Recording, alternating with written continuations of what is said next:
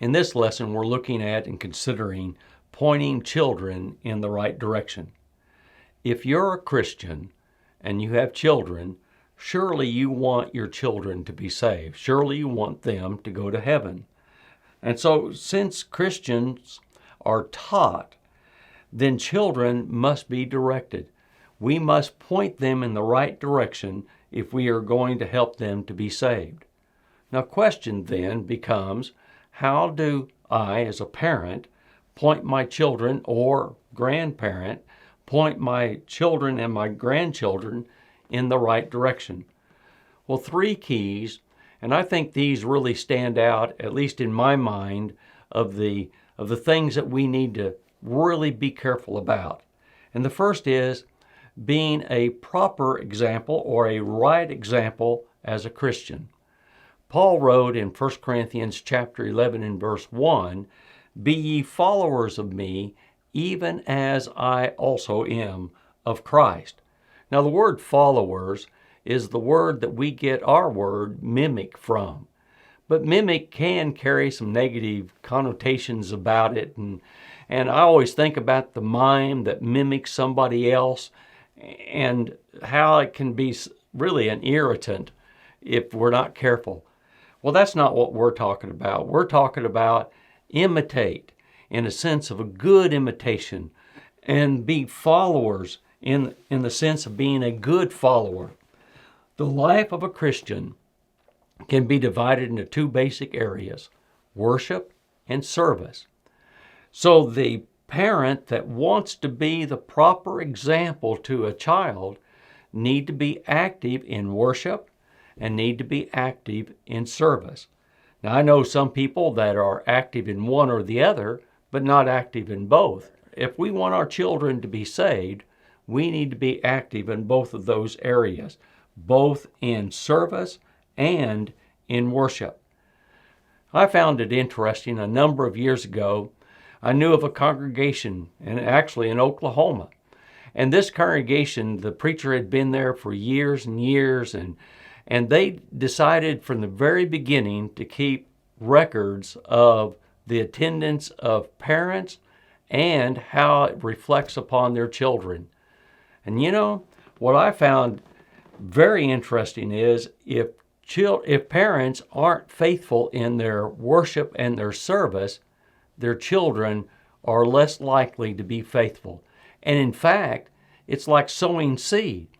You might be unfaithful in just a small area or something of that nature, or maybe miss a service once in a while. But the children, on the other hand, it becomes even greater in their life. And so it's like the sowing of seed. And we then basically tell our children, well, it's all right to miss for this small thing or that small thing. And then they miss even for more things than just that. So being an example then includes the proper example as a father and mother also. I mean, don't we want our sons to be like a father in that they are good examples to their children? Well, of course we do. And the same thing with daughters. And we all know the old proverb, like mother, like daughter. Well, we have to be a proper example as parents to our children. A second key is to teach them diligently. In Deuteronomy chapter 6 and verse 7, now I realize this is an Old Testament passage, but it also teaches us about God's will for parenting. In Deuteronomy chapter 6 and verse 7, Moses recorded, "And thou shalt teach them diligently unto thy children, and shalt talk of them when thou sittest in thine house, and when thou walkest by the way, and when thou liest down, and when thou risest up." When do parents need to teach their children? Notice what the text says, but also note this. I remember years ago when one of my daughters came to me and said, when do I start teaching this to my children? And she had already had a child, and I said to her, it's too late.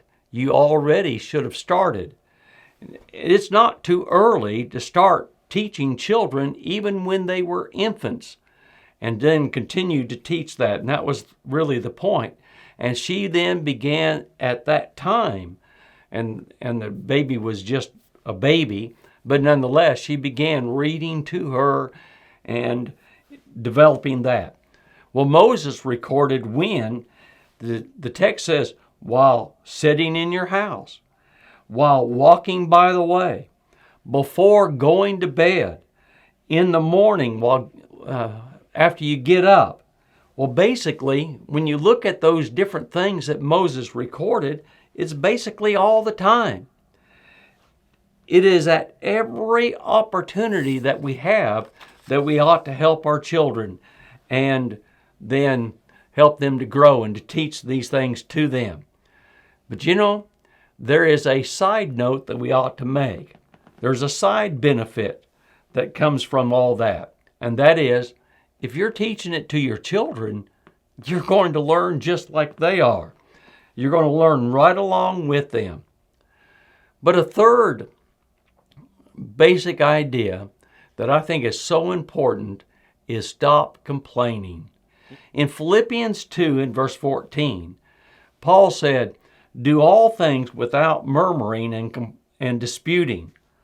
Complaining was one of the grave sins, grave mistakes of Israel as they were wandered in the wilderness.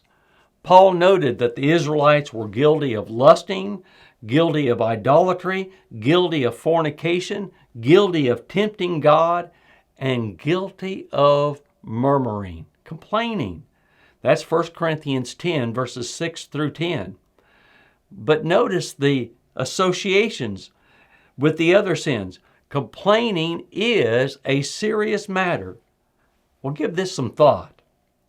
Why would any child want to be a member of the Lord's church when the only thing they heard while growing up is murmuring and complaining about the church? Far too many children hear everything wrong about the church on the way home from services. Parents roast the preacher, they fry the elders, and they bake the deacons. Sadly, they point out everything wrong in the Bible classes and everything they're in disagreement with the preacher, and sometimes it appears that some people cannot find anything that's right about the church, and they can find everything wrong about the church. Things are not always right, and I know that. But young ears need to hear about what's right and about the good example of others. Do you want your children to go to heaven? Do you want them to go in the right direction? Since you are watching this video, I'm convinced that you do. And if that be the case, follow these simple thoughts. Be an example, a proper example to your children. Teach them the ways of God and from the scriptures, and quit complaining about everything wrong with the church. I hope these things will help, and it'll certainly help your children if you'll put them into practice.